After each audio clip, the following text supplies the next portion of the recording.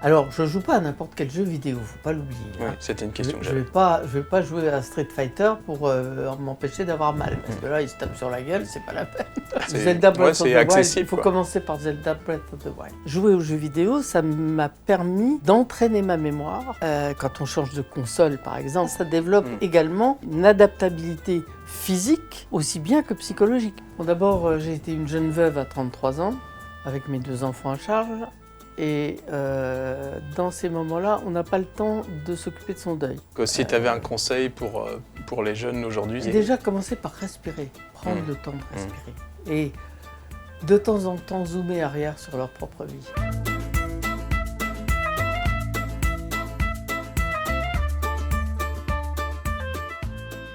Eh bien, bienvenue sur la chaîne Messangel. Aujourd'hui, on se trouve chez Mijo. On pense souvent que vieillir est synonyme de vivre dans le passé, de subir un corps et parfois une tête qui n'ont plus 20 ans. Pour contredire cette croyance populaire, nous rencontrons Mijo qui a eu 80 ans en décembre dernier et qui est gameuse. Alors, on va expliquer ce que c'est gameuse pour les moins jeunes, c'est-à-dire qui est passionnée et adepte des jeux vidéo.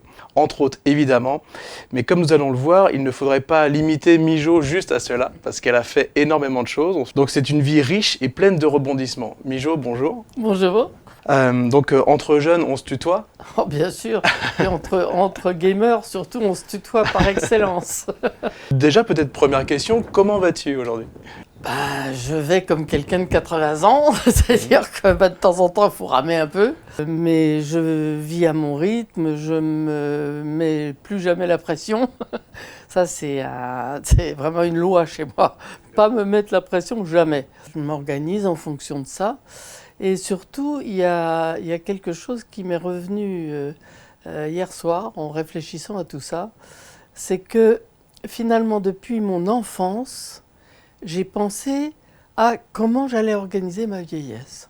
Et ça va loin parce qu'à l'âge de 12 ans, je passais devant la devanture d'un antiquaire et il y avait un couvert en argent massif qui m'attirait. Je me le suis offert. J'ai économisé des sous à cette époque-là, moi qui ne suis pas économe du tout, et j'ai acheté ce couvert pour la vieille dame que j'allais être plus tard. J'avais 12 ans. D'accord, ouais. Et je l'ai encore d'ailleurs, c'est mon couvert. Ok, ouais, incroyable. Ça se réfléchit à l'avance.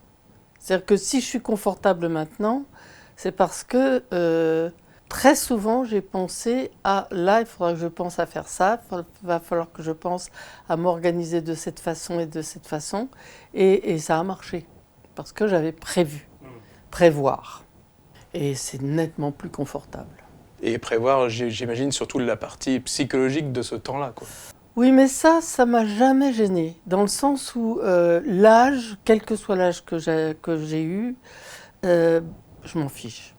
Ça m'est égal. Parce qu'en fait, l'esprit n'a pas d'âge. Et surtout, il y a une chose, je pense, qui est importante, c'est que j'ai toujours entraîné mon cerveau, depuis toute petite. J'ai toujours réfléchi, j'ai toujours zoomé arrière par rapport à ma vie, j'ai toujours analysé tout. Alors pas que, parce qu'on ne va pas passer son temps à analyser, mais à simplement observer aussi et me dire, tiens, c'est marrant comment ça tourne. L'âge, ça n'a pas d'importance. Alors bien sûr, j'ai toujours été malade, donc je sais ce que c'est aussi que d'être ralenti. Bon, je n'ai pas toujours été malade, heureusement. J'ai même été championne de Bourgogne de saut en hauteur dans les années 56, 57, en 57. J'ai eu beaucoup de soucis de santé et donc et je suis ralentie et pas vraiment handicapée mais ralentie par une fibromyalgie depuis l'âge de 40 ans. Ça m'est tombé dessus, alors je l'avais depuis longtemps mais les symptômes sont devenus vraiment invalidants à ce moment-là. Donc ça fait 40 ans que je suis habituée à vivre comme quelqu'un de 80 ans, d'avoir un corps de 80 ans. Bon, j'étais un petit peu plus mobile à l'époque. J'ai pu faire plein de choses quand même, mais je suis habituée, ça ne me dérange pas.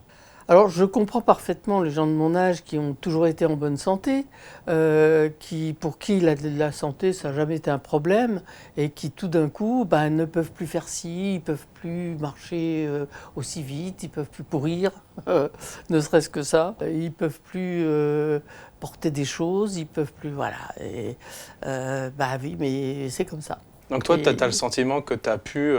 avec des grosses guillemets, grâce au fait d'avoir eu ça très tôt, tu as pu te préparer un peu plus que tout le monde. Absolument, oui. Ouais. Ça m'a permis de prévoir plus facilement, on va dire.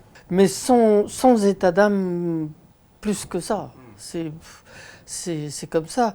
Moi, je me suis un peu laissé porter par les événements et surtout, j'ai cherché à m'adapter tout le temps, à développer mon adaptabilité pour toutes circonstances. Et heureusement, parce que bon, j'ai quand même traversé des trucs qui étaient pas toujours drôles. Tu as eu quelques épisodes qui n'étaient pas faciles. Quelques trucs un peu glauques. Donc ça permet d'être tout le temps prêt. Donc une forme de résilience, et tu penses que ça se travaille, ça? Enfin, qu'est-ce qu'on fait quand on vit ça? C'est un entraînement. Exactement comme l'entraînement du cerveau. Pourquoi je joue aux jeux vidéo? Alors, il n'y a pas que le côté ludique, bien sûr, parce que moi, j'ai toujours aimé jouer depuis toute petite.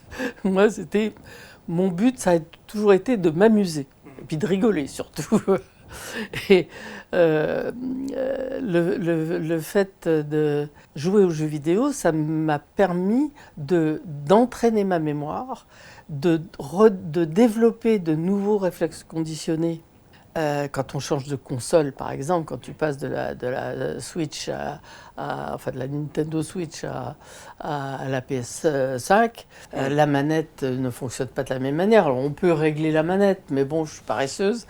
Donc tu t'adaptes au support. Voilà, je m'adapte, c'est-à-dire là, ça développe également les réflexes conditionnés. C'est une adaptabilité physique aussi bien que psychologique. Finalement, ça entraîne le cerveau. Et actuellement, j'ai un cognitif de jeune fille, quoi. Est-ce que tu as commencé, toi, ces jeux vidéo quand?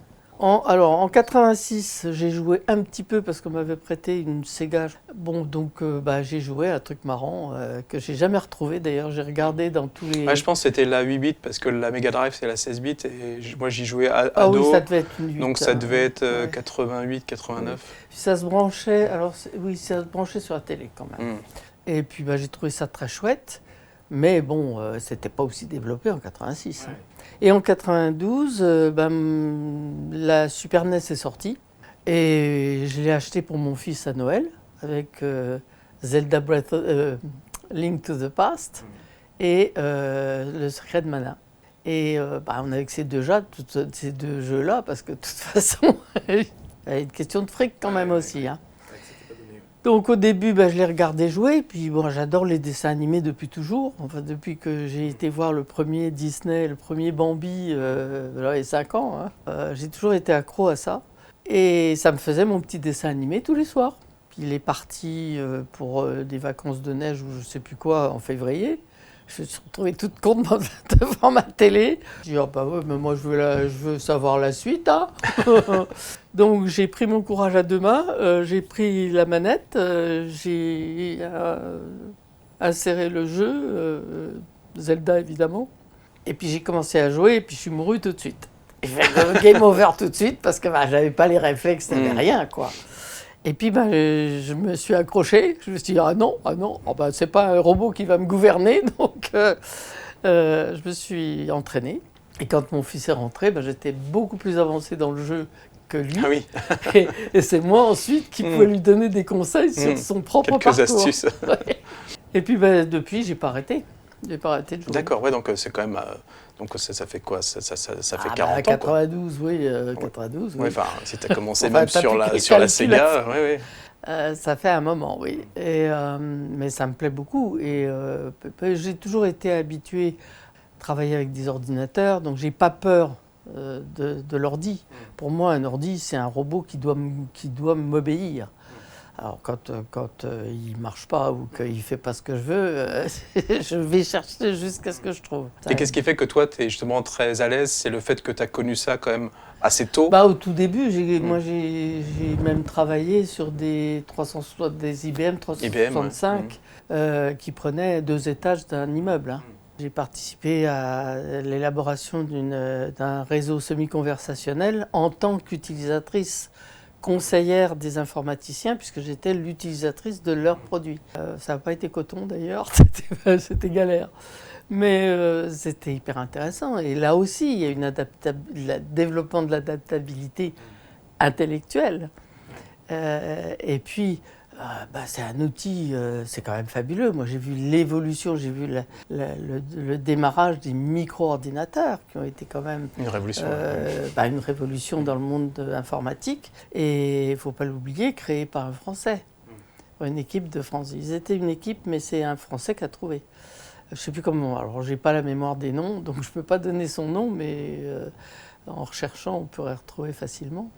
Et puis, j'ai assisté aussi au démarrage d'Internet. Et là, ça a été une découverte fabuleuse. En 99, j'ai pu enfin m'acheter mon ordinateur perso et j'ai commencé à surfer sur Internet dès 99. Avec le premier modem, quoi. Avec le premier modem, exactement. Et j'ai adoré ça, évidemment. Et j'avais même créé une liste de conversation, ça s'appelait comme ça s'appelait pas encore forum à l'époque, pour les fibromyalgiques.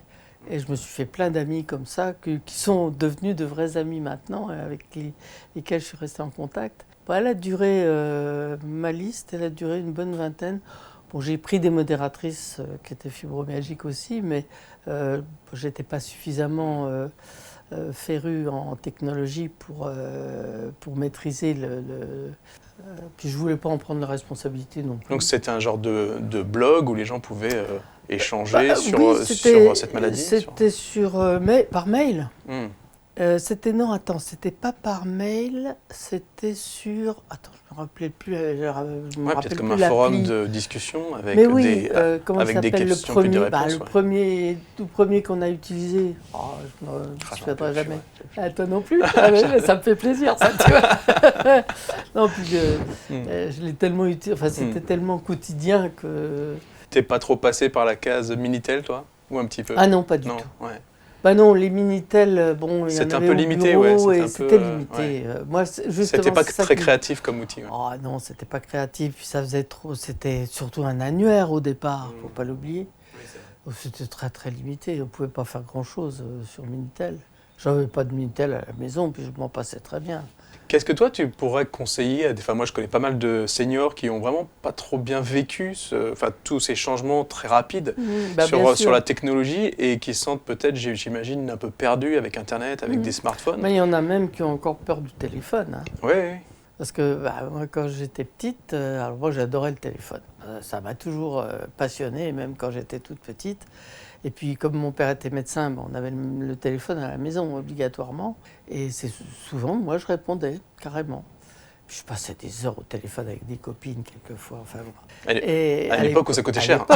Oui, à l'époque où ça coûtait cher. C'était pas en illimité comme maintenant. Ça coûtait moins cher quand c'était dans la même ville. Ah oui. Donc, comme mes amis étaient dans la même ville, ça allait encore. Mais pour téléphoner en Angleterre, par exemple, c'était toute une histoire. C'était un budget, là. Voilà, mais ça m'a toujours... moi, je trouve que c'est des outils fabuleux, quoi.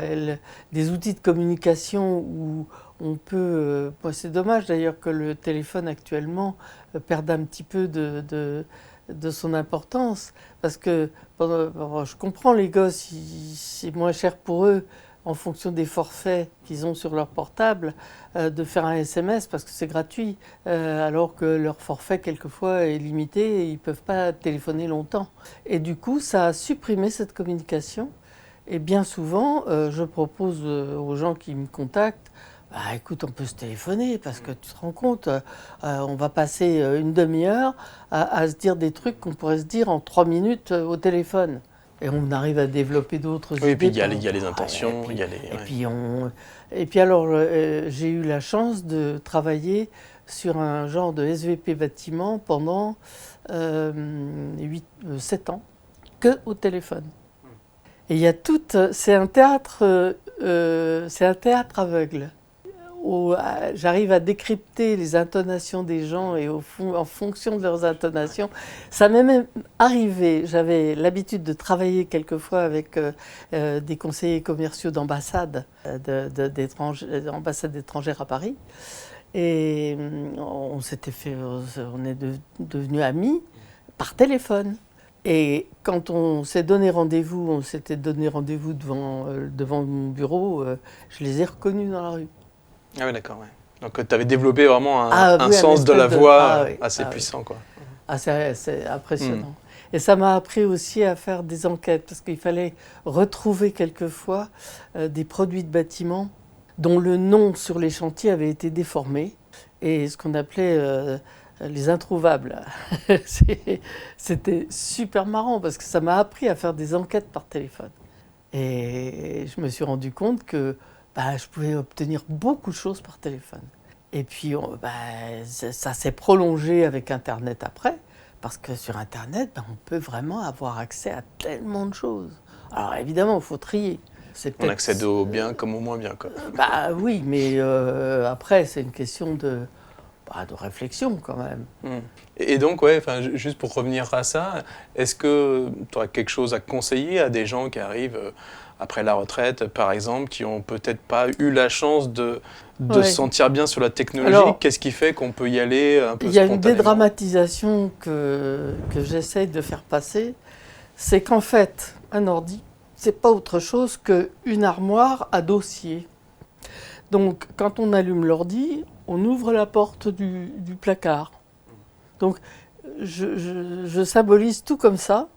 Et puis, une appli, c'est un gros dossier dans lequel il y a plusieurs dossiers. Et voilà, donc la manip physique pour prendre le dossier machin, c'est une manip avec le doigt sur un écran ou sur un clavier. C'est tout bête. Donc, c'est simplement un placard différent. Il suffit de savoir comment l'ouvrir. C'est tout. Il faut passer le pas, quoi, en fait. Faut y aller. Oui, et il faut pas avoir peur. De toute façon, on ne peut pas le casser, c'est pas possible. À moins de prendre l'ordi et puis de le foutre par terre. Mais oui, ça reste assez virtuel. On ne peut pas détériorer. On peut pas. Un programme informatique est tellement complexe. Alors bien sûr, on peut faire des bugs, on peut créer des bugs sans le savoir, mais c'est rare. Quelqu'un qui s'y connaît pas. Toi, ce qui est très surprenant, c'est que toi, à 80 ans, tu connais parfaitement tous les mots qu'on utilise. Tu parles de WhatsApp, tu parles de bugs, etc. Parce que je suis abonné. Oui. Parce que je l'utilise. Mais je pense que c'est le premier frein, peut-être, pour des personnes âgées qui ne connaissent pas ce langage-là, parce que c'est quasiment un langage qui est nouveau. Alors, et je pense que ça doit les exclure, tu vois. Absolument. Alors, il existe maintenant, pratiquement dans toutes les mairies, des services qui sont à leur service, justement, pour leur apprendre.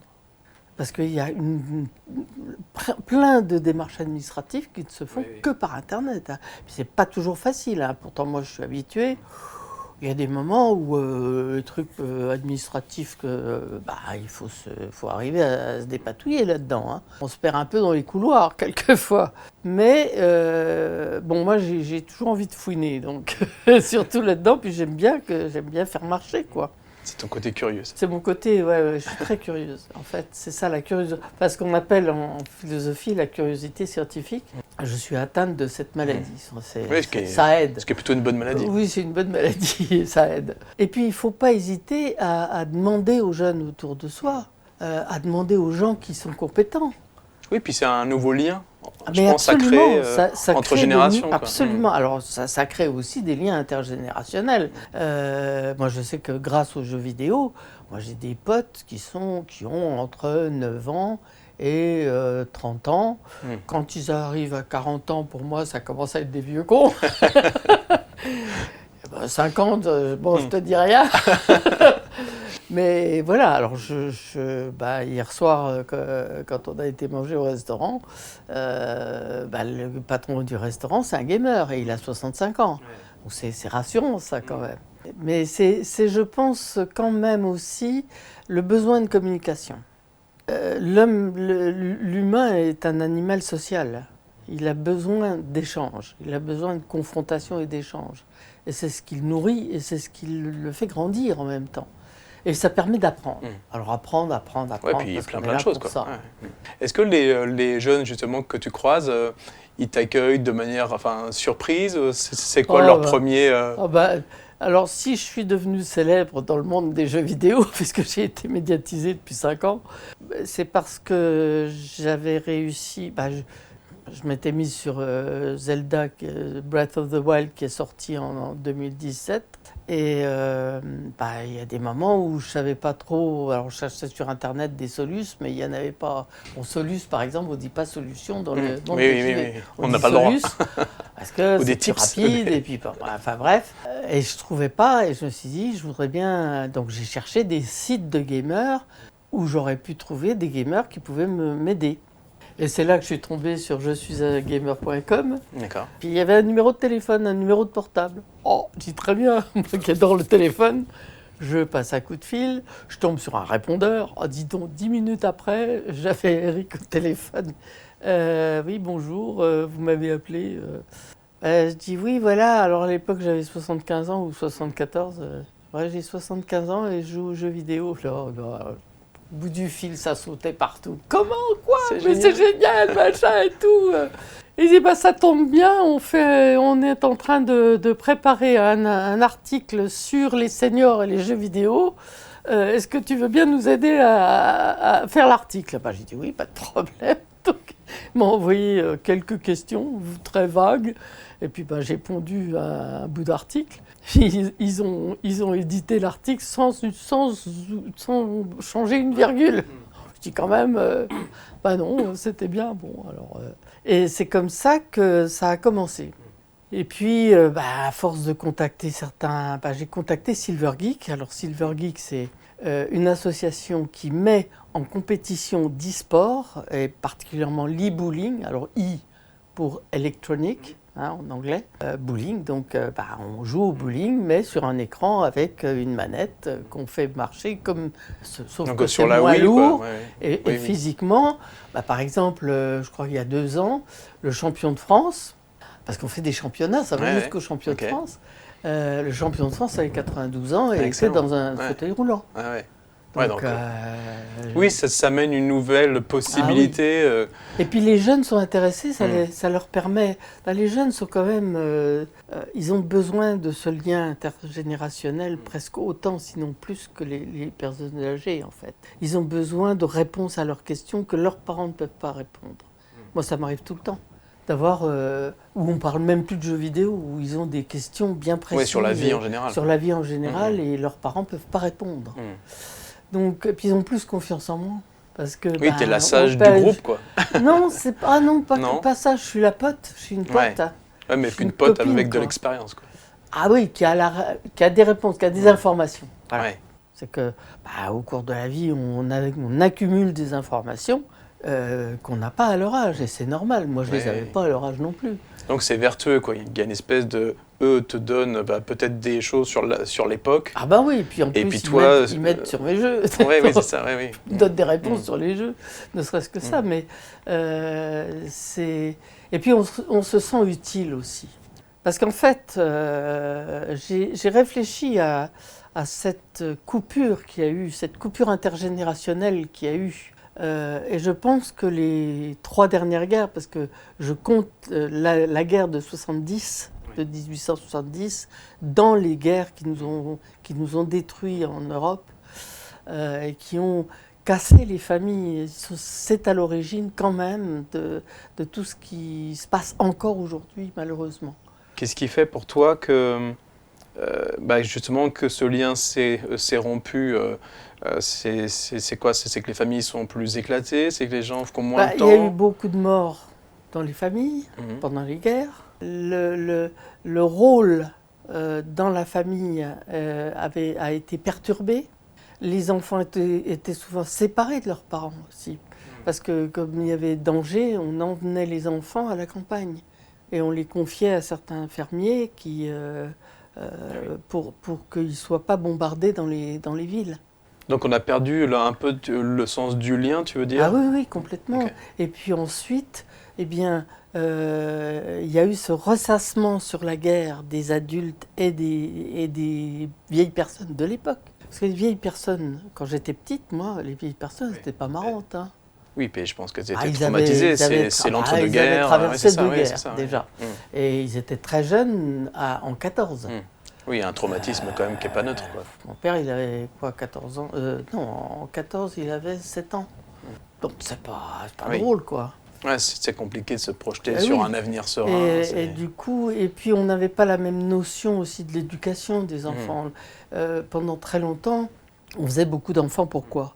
Alors c'était pas seulement pour remplacer les morts des guerres, c'était aussi parce qu'on avait besoin de main-d'œuvre. Il y avait beaucoup de paysans, la paysannerie était très Oui, très oui. étendue et on avait besoin de main-d'œuvre, donc on faisait des mômes pour avoir de la main-d'œuvre au champ.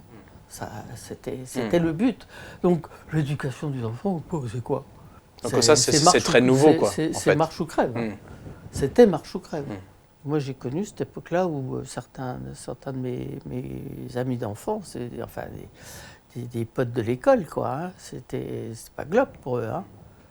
Et moi, c'est vrai que je trouve aussi que la façon dont on gère aujourd'hui les seniors, on va dire, même en entreprise, je pense que c'est même plus quand on arrive à la retraite, c'est déjà en fin de carrière qu'il y a une vraie problématique de la façon dont on gère les gens de 50 ans et plus. Qu'il y a déjà qu'une distinction entre les jeunes qui rentrent dans le monde du travail et les seniors, on va dire, qui s'apprêtent à le quitter. On a déjà un peu clivé. Absolument. Donc ça me semble Et surtout, triste, les mais normal, quoi. Oui, et puis les entreprises n'ont pas tenu compte et ils ont perdu en rentabilité, je trouve, et en efficacité dans leur entreprise, de ne pas faire confiance à l'expérience des personnes qui allaient partir à la retraite. Et ça, c'est dommage pour eux. Alors ça a été C'est dommage, dommage bien sûr, pour tout le monde. Ouais. tout le monde. Mm. Mais c'est rédhibitoire pour l'entreprise. C'est là où c'est complètement idiot. C'est pour ça que quand tu emploies le mot utile, pour moi c'est très important parce que c'est vraiment Absolument. ça. Et c'est vrai qu'à la retraite, je trouve que ce que tu fais et puis que d'autres font par des associations, mais c'est vrai que ce sentiment de retrouver une utilité Voilà. dans la société, c'est quand même très très important. Il y a maintenant un développement d'actions bénévoles un peu partout. Il y a toujours des choses à faire. Si on veut aider, si on veut faire quelque chose, on peut le faire, même dans son propre métier. Quand je vois certains exemples qui ont été filmés par la chaîne par Odyssey, oui, t'as des vieux qui ont continué leur métier. Alors c'est des métiers manuels pour la plupart. Et là ils transmettent, et ils transmettent à des jeunes parce que ils arrivent à transmettre leur passion pour leur activité. Et ça c'est important. Parce qu'il y a beaucoup de jeunes qui ne savent pas quoi faire. Quand j'ai travaillé dans une société de travail temporaire où on faisait de la formation en fonction, on faisait aussi du pré-emploi, ce qu'on appelait le pré-embauche. Et quelquefois, ça nous est arrivé de faire de la formation pour que ces gens-là puissent être embauchés. Donc d'intérimaires qui n'avaient rien dans les mains, qui étaient juste manut ou manœuvre quelque part, on leur a donné un métier. Et là, on a été... Et par de la transmission. Ah oui, il y a une transmission. Et ceux qui enseignaient, c'était quand même des personnes qui étaient déjà à la retraite, souvent. Et justement, cette transmission avec toute leur expérience, etc. Et c'est des gens surtout qui se sont adaptés au progrès de leur métier. Ouais, oui, ok. C'est ça qui est intéressant.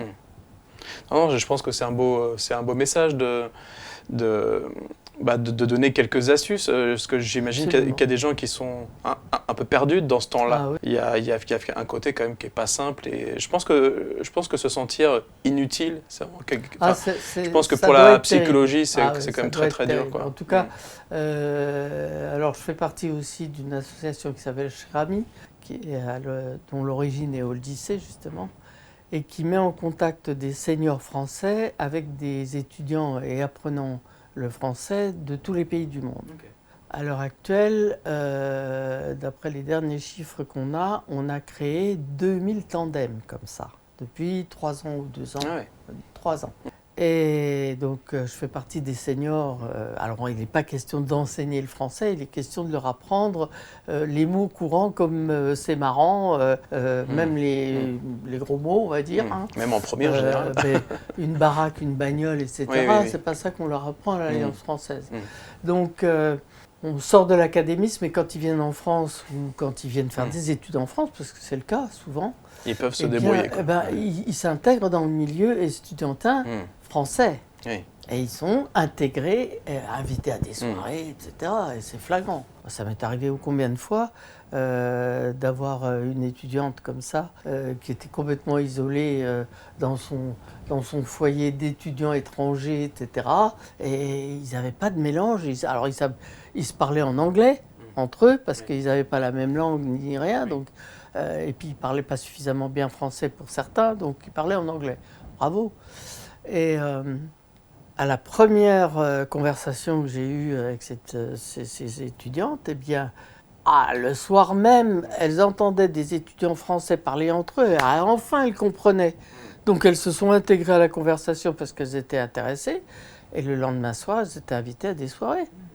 Ce que j'entends dans tout ce que tu dis, c'est qu'on dirait qu'il y a vraiment un peu on va dire, entre 30 et 50 ans, il y a une espèce de fossé où, Oui. On n'est plus en contact ni avec la jeunesse et ni avec la vieillesse, on va dire. Absolument. Et ça, c'est parce qu'on est dans nos métiers, dans l'action. Oui, alors moi j'ai subi ça un petit peu aussi, moi, à mon époque, à ces âges-là. Parce qu'il fallait bosser, il fallait faire bouffer les mômes, il fallait Oui, ramer. tu es entre deux, T'es deux énergies. Et Quoi. tu n'as pas le temps de te développer sur d'autres choses, donc tu perds des contacts, enfin tu perds certaines notions, on va dire. Alors tu les as toujours en toi, mais il faut les réveiller, ces notions-là, il faut aller les rechercher et surtout transmettre. C'est-à-dire qu'on transmet plus facilement pas d'une génération à l'autre. Il y a des gens qui ont la difficulté à être parents, mais qui vont être de très bons grands-parents, par exemple. Mais il y a cette pression, et justement, et avec les temps actuels, c'est de plus en plus difficile pour les jeunes, parce qu'il y a un stress fou, on ne leur apprend pas à gérer le stress, ils ne savent plus respirer. Les jeunes de maintenant, les gens de 30-40 ans, par exemple, ils parlent à une vitesse. Même quelquefois des journalistes qui m'ont interviewé parlaient trop vite. Je dis attends, mais ralentis, respire. On a le temps. Ils ne savent plus respirer. Et le fait de ne pas respirer, eh bien, ça n'oxygène plus le cerveau. Et ça, c'est rédhibitoire par excellence. Donc il faut leur réapprendre à respirer. Il n'y a rien d'urgent. C'est toi qui te fous la pression tout seul. J'ai vraiment le sentiment que finalement, il y a un vrai lien à recréer, justement, peut-être entre les seniors et les ados, et les jeunes, et que du coup, peut-être qu'en effet, le fossé, c'est la technologie, quoi, enfin, qui fait que le fait de se... Oui, ça peut, mais il n'y a pas que ça. Est-ce que ça aide le fait de... non, mais ce qui me gêne, moi, et ce qui m'a toujours gêné chez les personnes âgées, d'ailleurs, je ne m'entends pas beaucoup avec les gens de ma génération, c'est qu'ils n'arrêtent pas de critiquer, ils n'arrêtent pas de juger l'autre, ils n'arrêtent pas de se rappeler du passé, de ressasser le passé, etc. Le passé, c'est le passé, on ne peut rien faire. Moi, ce qui m'intéresse, c'est demain. Ce qui m'intéresse, c'est qu'est-ce que j'apprends demain. Ou aujourd'hui, en tout cas. Déjà aujourd'hui, mais demain. Et c'est demain le plus important. Aujourd'hui pour demain. Oui. Ça porte. C'est là, on n'a plus d'âge dans ce moment-là. Oui, tout à fait. On n'a plus ce côté... ce qui me gêne, moi, souvent, c'est ce côté revanchard. C'est même plus de la revendication, c'est de reconnaissance de leur existence, etc. C'est dommage pour eux, parce que c'est Est-ce que tu penses que c'est pas la peur d'être oublié, peut-être la peur de mourir qui arrive ? Je suis pas sûr. Non, c'est pas ça. Je pense que la plupart du temps, ces gens-là ont des regrets. Moi, j'ai pas de regrets. J'ai aucun regret. Même pour les conneries que j'ai fait des conneries. J'ai payé mes conneries, parce que ça se paye. Mais je ne regrette pas une seconde. Voilà, c'est tout. Il ne faut pas regretter. Quand il t'arrive une merde, il t'arrive une merde, et alors? Ce qu'il Ouais. faut, c'est s'en sortir de ta merde. Et quand tu parles de regrets, c'est des regrets de choses que les gens n'ont pas faites? Alors, ça peut être des choses qu'ils n'ont pas faites ou des choses qu'ils n'ont pas encore compris, quelquefois. Je pense l'absence de curiosité, tout simplement.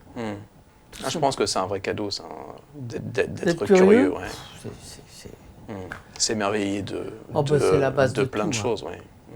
C'est comment ça marche.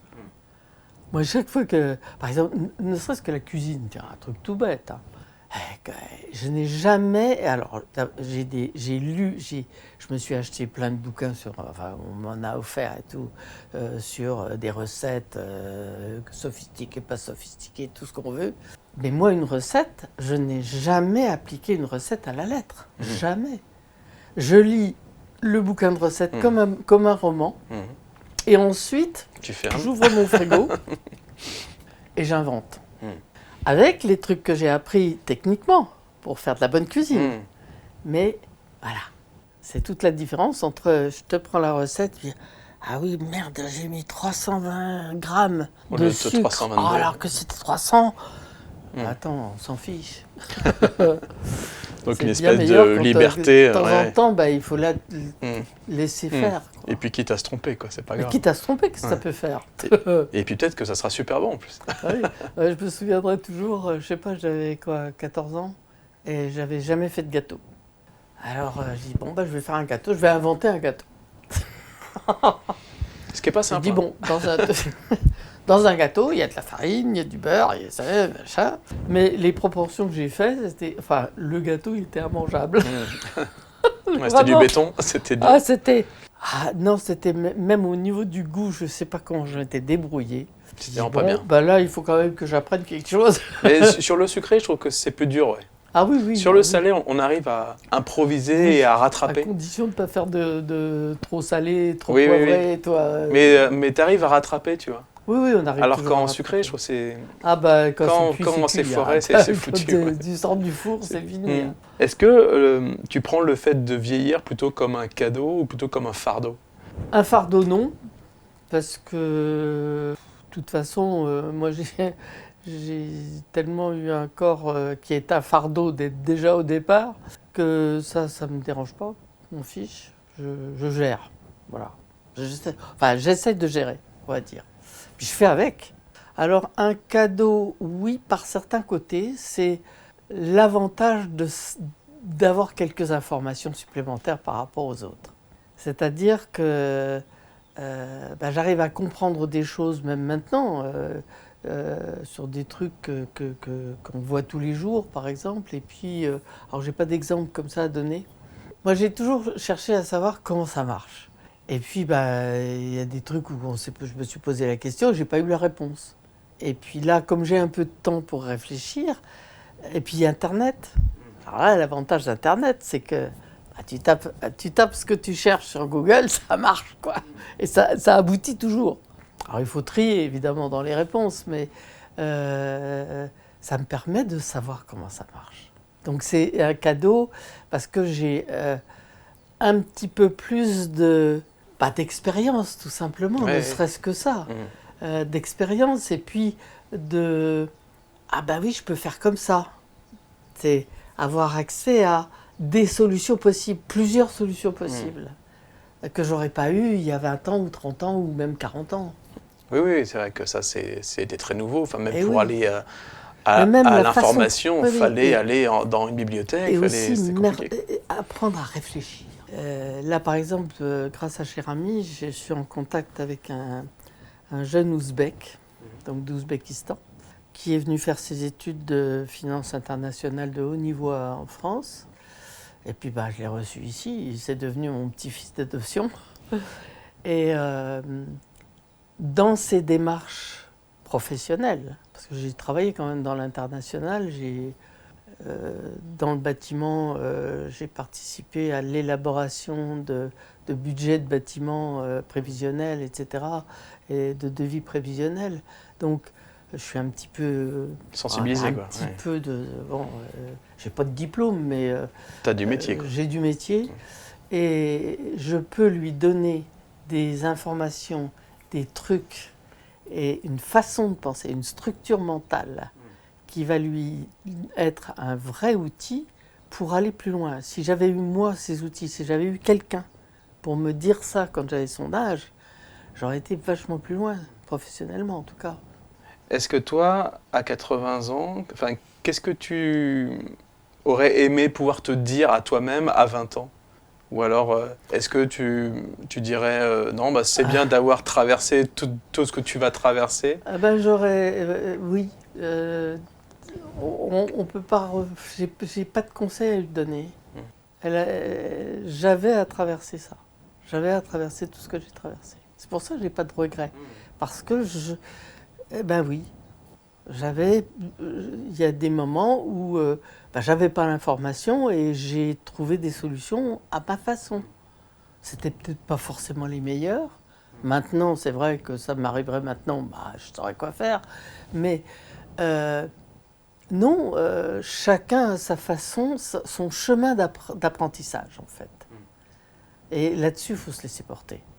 Alors c'est vrai que ça aurait été bien plus sympa si j'avais eu des conseils avisés. On a besoin de traverser des choses pour avancer. C'est grâce à ça que j'ai appris.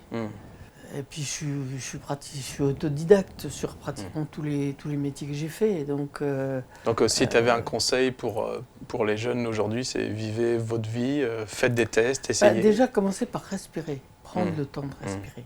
Et de temps en temps zoomer arrière sur leur propre vie. Avoir analysé. Ça ne veut pas dire qu'il faut critiquer systématiquement tout ce qui nous entoure ou ce qui arrive. Surtout pas critiquer, justement. Arrêter de juger. Arrêter de faire comme tout le monde avant. Apprendre à se laisser porter. La vie ne nous veut pas de mal. Elle nous apporte toujours ce dont nous avons besoin, quand nous en avons besoin, et quelquefois plus que ce que nous avons besoin. Mais ça, c'est tout un travail. Moi, j'ai lâché prise à ce niveau-là en 2008. Donc, j'avais déjà un certain âge. Oui. Je voudrais revenir un petit peu, si tu souhaites en parler, sur tout ce que tu as traversé. Alors, c'est vrai que sur Messangel, on parle de la vie, on parle des deuils, etc. Est-ce que, comment toi, tu as traversé tout ça et comment tu as trouvé la force de continuer, quoi, en fait? Et puis peut-être comment tu as... C'est très facile à répondre. D'accord. Bon, d'abord, j'ai été une jeune veuve à 33 ans, avec mes 2 enfants à charge. Et dans ces moments-là, on n'a pas le temps de s'occuper de son deuil. Parce qu'il faut se retrousser les manches et s'occuper des mômes. Et ce qui m'a sauvée à ce moment-là, on peut dire moralement et psychologiquement, c'est de me dire, bon, maintenant, j'ai une mission essentielle, c'est d'emmener mes enfants à l'autonomie, rien d'autre. Et peut-être 10 ans après, non pas 10 ans, mais 5 ans après, j'étais dans un boulot, je ne sais plus ce que je faisais, j'étais secrétaire quelque part. Et il y a ma patronne était plus ou moins en train de faire une thèse de psycho ou je ne sais pas quoi. Puis elle papote avec moi, et puis quand elle a appris que j'étais veuve, elle a parlé avec moi, elle s'est rendue compte que je n'avais pas fait mon deuil de mon mari. Et elle me l'a dit, assez brutalement d'ailleurs, mais bon. Enfin bon, là il y a beaucoup à dire aussi, mais c'est pas grave. Là j'ai pris conscience que j'avais un travail à faire là-dessus, et qu'il fallait que je fasse mon deuil. Donc toutes les étapes du deuil, on va dire, qu'on connaît tous. J'étais dans le déni. T'avais tout zappé en fait. En fait j'étais dans le déni. Ouais, ok. C'est même pas ça, j'avais mis tout ça de côté, parce que j'avais autre chose à faire en fait. Oui, c'est ça. Ouais. Moi j'avais besoin, il fallait que je me retrousse les manches, je ne pouvais pas faire autrement. Tu avais mis toutes les autres phases entre parenthèses. Je ne pouvais pas faire autrement de toute façon. Moi je devenais chef de famille, responsable de tout, je devenais l'homme et la femme du foyer en même temps. Donc, et puis très jeune quoi. Oui, ça j'étais assez mature, puisque j'ai traversé des trucs assez spéciaux aussi avec mon mari. On a vécu à l'étranger ensemble. Lui était métis asiatique, donc avec une mentalité un peu particulière. On était dans des métiers du bâtiment, c'est compliqué. J'ai beaucoup appris là aussi. Et quand cette patronne, elle t'a dit que tu n'avais pas fait ton deuil, qu'est-ce qui s'est passé après? Après, je me suis posé des questions. Je me suis dit, qu'est-ce que c'est que le deuil? Et c'est là où j'ai appris la connaissance de l'existence d'Elisabeth Kubler-Ross dans La Source claire de, je ne sais plus comment elle La s'appelle. Source noire, ouais. La Source noire, voilà. De Patrice Van Hersel, c'est autre chose. Et j'ai même fait partie de l'association Elisabeth Kubler-Ross France. D'accord. À Paris, où j'ai été à plusieurs conférences où on parlait justement de tout ça. Il y a aussi une chose que j'ai faite très vite. Ça fait 24 ans maintenant que je cotise pour mes obsèques. Et où tout est prêt. Tout est prêt. Et quand je suis arrivée en Bretagne, j'ai été voir les pompes funèbres d'ici, tout de suite, mettre à jour mon dossier, et que ce soit eux qui récupèrent le dossier, qui puissent gérer. Donc le jour où je m'en vais, mes enfants, ils ont un coup de fil à passer. Tout est clair, tout est fait. Et toi, tu leur as téléphoné? C'est des gens que tu connaissais, cette entreprise-là? Ah non, pas du tout. Non, d'accord. Ah non. Donc tu l'as pas choisi. Un jour, j'ai été démarchée, en fait. J'étais déjà dans le sud, donc ça devait être en 2002, par les pompes funèbres, qui faisaient une espèce de promotion de ce produit-là, parce que c'est un produit comme un autre. Et j'ai trouvé ça super bien. Et je me suis dit, mais oui, parce que alors, quand mon mari est mort, il avait un héritage compliqué avec les enfants mineurs. On a été volés par les notaires, même par le juge des tutelles qui m'accusait, alors que on ne pouvait pas m'accuser de rien, qui pensait que je volais mes enfants, etc. Enfin, vraiment. Et en fait, c'est eux qui me volaient. Et bref, donc je me suis dit, ça, je veux pas. De toute façon, j'ai pas de bien, donc ça règle le problème, mais je me suis dit, ça, je veux pas. Et y compris les obsèques, les machins, les trucs. Heureusement, un de mes frères s'est occupé des obsèques de mon mari, parce que je l'aurais fait, mais tu n'avais pas le recul. Ça aurait été difficile. Ça aurait été plus difficile. Donc je me suis dit, ça, je vais éviter pour mes proches. C'est le premier cadeau que je peux leur faire en partant. Et puis moi, j'ai pas peur de la mort. De toute façon, j'ai jamais eu peur de la mort. Je l'ai frôlé tellement de fois à cause de ma santé que... Ah ouais, ok. Moi, je rentre chez moi. Le jour où je pars, je rentre à la maison. Oui, c'est vrai qu'on n'en a pas parlé, mais toi, tu as une relation à la vie puis à la mort qui est singulière, on va dire, par rapport au plus grand nombre. Ça sort de l'ordinaire. Ouais. Est-ce que de manière un peu simple pour le grand public, tu peux nous dire un petit peu ta façon d'envisager ce temps-là? Et est-ce que ça veut dire pour toi que de mourir, quoi? Mourir, ça veut dire simplement passer une porte et retrouver ma complétude. Et après ce qui se passe, j'en sais rien. Mais pour toi, c'est pas fini, quoi. Non, c'est pas fini. Non, mais c'est important, que les gens qui nous écoutent... J'ai pas de religion, je crois en rien, mais ça, j'en suis sûr. Donc une forme d'énergie, on va dire, qui continue autre chose. Oui, je pense que... alors ça, c'est ma théorie.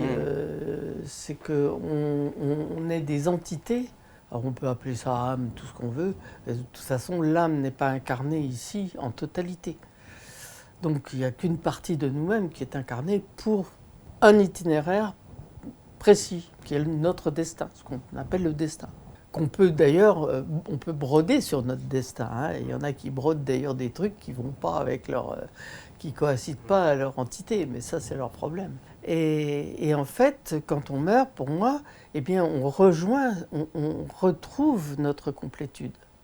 C'est-à-dire que notre être initial, retrouve sa complétude, avec l'apport de ce qu'on a appris dans cette vie. Donc en fait, ici, pour moi, l'incarnation, c'est apprendre. Pourquoi et tout ça, j'en sais rien. Ça, pourquoi on s'incarne, pourquoi on est obligé de s'incarner, ça, je ne sais pas. Est-ce qu'on est obligé de s'incarner? Ça, c'est une autre histoire. Mais c'est une question à débattre avec soi-même. Ça ne regarde personne. Mais c'est vrai que ce qui est intéressant, pour reboucler avec ce que tu disais tout au début, c'est c'est ce côté que ça vaut le coup de préparer ce temps-là. En mais fait, bien sûr, voilà, de bien. ne pas trop mettre ça Et de puis, côté, quoi. ce que j'ai pu comprendre au travers des différentes expériences de la mort des autres, c'est que c'est une libération. D'ailleurs, quelquefois, c'est quelques secondes avant la mort de quelqu'un qu'il y a une espèce de sérénité qui s'installe. C'est qu'ils font lâcher prise par rapport à la vie qu'ils viennent de mener. Et là, eh ben, on décide quand on meurt, de toute façon. C'est une décision personnelle. J'échange évidemment avec pas mal de personnes âgées, qui ont des Mhm. pathologies de plus en plus complexes. Comment toi, on va dire, tu négocies, on va dire, avec la souffrance? Comment la souffrance? Parce que j'ai vraiment le sentiment que c'est quelque chose il faut lutter contre la souffrance à tout crin. Parce que ça, c'est débilitant. C'est débilitant aussi moralement et intérieurement, énergétiquement. Ça, tu veux dire que ça t'empêche de vivre correctement ou de penser correctement, quoi. Oui, c'est une entrave. Comme symbole, c'est quelqu'un qui a des bracelets de fer avec des chaînes accrochées par terre, quoi. Ouais, c'est des boulets, quoi. Ah ouais, c'est terrible. Donc, moi, je connais ça aussi. Donc je lutte contre ma propre souffrance, et puis j'ai cherché à m'en sortir. Par exemple, la fibromyalgie, je fais de la recherche, moi, sur la fibromyalgie, pour savoir comment je m'en sors. J'ai même, une partie des raisons pour lesquelles j'ai fait mes études de naturopathie sur le tard en 98, c'est d'essayer de trouver des réponses naturelles dans la naturopathie, là où la médecine ne donne pas de réponse, et surtout pas de traitement. Et j'ai réussi à me faire un petit protocole où 80% de mes douleurs chroniques et en statique en tout cas ont disparu. Je me réveille plus le matin en ayant mal partout, tout le temps, partout. Donc moi, l'important, c'est de lutter contre la souffrance, quelle qu'elle soit, que ce soit celle des autres ou la sienne, et commencer par la sienne. Et si possible... Et il ne faut pas se lamenter, il ne faut pas baisser les bras. J'ai mal, ok, mais je me retrousse les manches et je m'en occupe. Et cette limitation de la souffrance, je vois certaines personnes qui sont obligées, c'est peut-être pas le bon terme, mais de prendre des traitements, mais qui altèrent leur vie même psychique. Est-ce que toi, tu invites les gens à trouver peut-être quelquefois des manières, alors je ne sais pas si c'est plus naturel, mais moins invasives psychologiquement? Oui, c'est-à-dire qu'il y a des techniques actuellement de relaxation, ne serait-ce que ça. Alors, pas du yoga, on va dire. Il y a des techniques en Qigong qui ne sont pas connues en France d'ailleurs, mais qui sont toutes simples. Et puis surtout, essayer de trouver une manière de soutenir le foie, parce que ça, quand on a des traitements lourds, moi j'ai des traitements lourds à l'heure actuelle, mais quand on me fait une échographie du foie, j'ai un foie de jeune fille. Pourquoi? Parce que en naturopathie, j'ai, depuis 30 ans, pris ce qu'il fallait pour soutenir mon foie. Donc voilà, moi j'ai cherché. Je veux dire, moi, chaque fois qu'il m'arrive un problème, je dis comment ça marche. C'est ça qui m'a sauvé sur plein de plans, en fait, y compris pour la souffrance. Mais il faut lutter à tout crin contre la souffrance. C'est pour ça que ma fille avait fini par être monitrice de soins palliatifs. En tant que médecin, elle a fait la formation pour être experte en soins palliatifs et former les autres médecins. Et je suis d'accord avec elle là-dessus. Elle l'a fait pendant 1 an à Paris. Et maintenant, elle fait tout à fait autre chose. Mais c'est toujours pareil, c'est ne pas accepter la souffrance, que ce soit celle des autres, celle des animaux, par exemple. Je ne supporte pas qu'un animal souffre.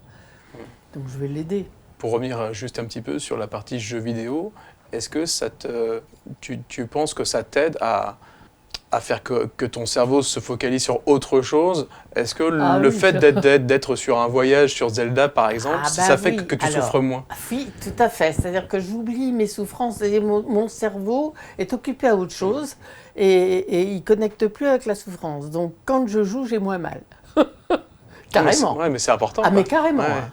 C'est impressionnant. Hein. Je crois, je ne sais pas si les chiffres sont bons, mais que la vraie souffrance physique, elle est due à 95% par de la psychologie. Ah, mais Et que tu as 5% qui sont vraiment du physique oui. pur, mais que tu as une énorme partie qui y est psychologique. Alors ça dépend sur quelle pathologie ça on dépend est. ce qu'on a, j'imagine. Ouais. Quand tu as été opéré de l'appendicite, je suis désolé, les premières heures tout de suite après le réveil, c'est pas... Il n'y a rien à faire, quoi. Hein. À part se bourrer d'opium avec la perf. Mais jouer à Zelda, ça ne marchera pas. Ouais, on va faire game over tout de suite. Ça va être trop fort. Non, ce qu'il y a de... Oui, ça c'est super. Alors, je ne joue pas à n'importe quel jeu vidéo, il ne faut pas l'oublier. Oui, c'était une question que j'avais. Je vais pas jouer à Street Fighter pour m'empêcher d'avoir mal. Parce que là, il se tape sur la gueule, c'est pas la peine. Non. Mais je fais de l'aventure et qui ressemble plus à des contes de fées. Ça me rappelle les contes de fées de mon enfance, ça me rappelle les dessins animés. Donc je joue surtout à des jeux qui sont comme des dessins animés, avec une certaine morale toujours, comme dans les contes de fées. Oui, c'est des voyages, quoi. Le bien contre le mal, toujours. C'est l'épée, hein, je ne sais pas si on la voit, mais c'est le chevalier qui va sauver la princesse, quoi. Oui. D'ailleurs, Zelda, c'est pas autre chose, hein, finalement. Donc oui, plus sur du voyage. Donc en fait, pour ceux qui connaissent pas, c'est vrai que souvent c'est des voyages qui sont de plus en plus durs, donc avec une quête. Mais oui. Voilà, alors il y a une quête, il y a aussi des énigmes à résoudre.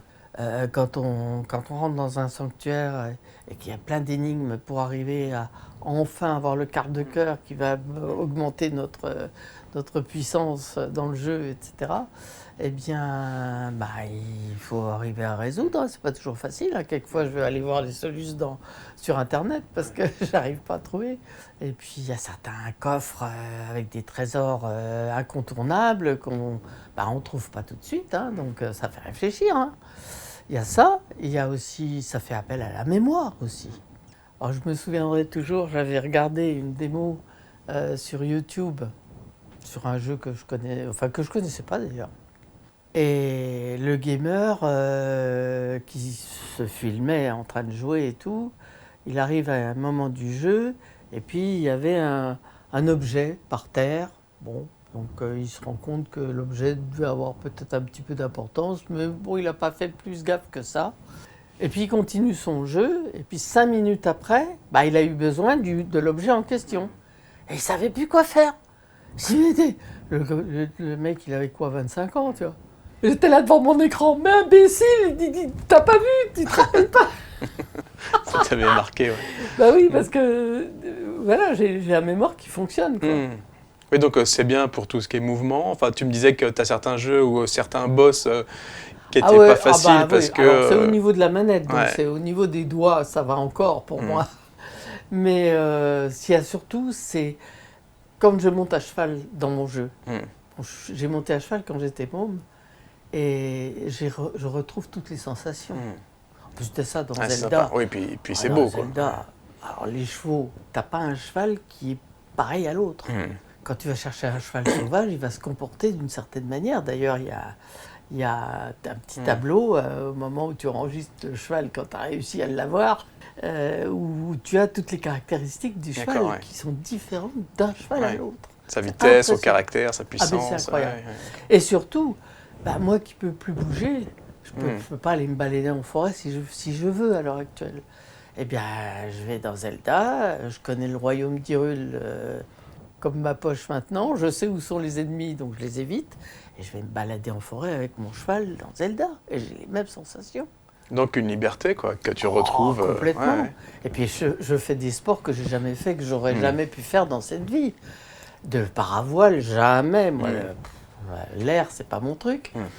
J'arrive à nager comme avant, j'arrive à courir, ne serait-ce que ça, courir, sauter. Tout ce que je peux plus faire, je peux le faire dans Zelda. Est-ce que tu aurais un conseil de jeu pour justement, peut-être pour des seniors qui disent tiens, ça m'intéresse, qu'elles me racontent. Est-ce qu'il y a des jeux qui sont un peu... Zelda Breath of the Wild, accessible. il faut commencer par Zelda Breath of the Wild. Alors éventuellement Ocarina of Time, mais le problème c'est il faut trouver la bonne console maintenant. D'accord, oui. C'est un ancien jeu, ouais. Je crois que c'est la Nintendo 64. Donc c'est en rétro gaming, donc il faut se trouver une télé. Les boîtiers d'adaptation au HDMI ne sont pas toujours opérationnels comme il faut. Et puis c'est compliqué c'est un peu plus technique, c'est ça. Bon, même moi, alors je sais bien que j'y arriverai, mais maintenant je fatigue. Le fait d'aller faudrait que ça marche vite, quoi. derrière mes consoles, repérer quel fil il faut tirer, machin. Ça m'embête maintenant. Non, puis peut-être ce qu'il faut rappeler, c'est que souvent, même tous ces jeux qui finissent par être un petit peu complexes plus on avance, sont plutôt simples sur le démarrage. En fait, il y a une prise en main. Ah oui, c'est soft au début. Hein.